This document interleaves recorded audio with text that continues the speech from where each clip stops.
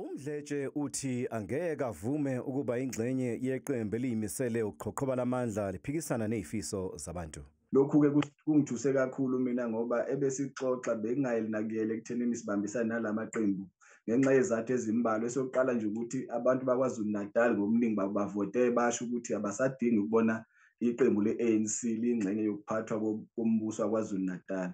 Uthi ushaqekile ngesimemezelo somholi weqembu Evan Barnes ngoba iqembu belivumelane ngokweseka i-MK Party ukuze kube nozinzo esifundazweni. Awukwazi ukuthi uma ufuna istability uhulumeni bese uthi uzoshiya iqembu elivotelwe kakhulu nakhe uhulumeni wamaqembu amancane, ngoba lo hulumeni ozokwakhiwa nje namhlanje wakhiwe ngesihlalo esisodwa se-NFP. Okusho ukuthi uma ngase i-NFP ishintsha umqondo kusasa sesingabona funa kuphinde iqalwe phansi kwakhe omunye uhulumeni.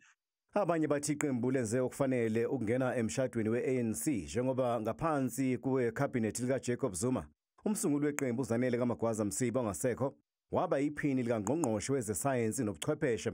Kepha umdletshe uthi yize kunjalo bebengeke bavume ukuya eweni ne-ANC. Kuliqiniso ukuthi sinobudlelwano ne-ANC empeleni namanje omasipala abaningi KwaZulu-Natal idumbe siyiphethe njengeqembu, umkhandlu waNongoma siwuphethe njengeqembu, sibambisene ne-ANC.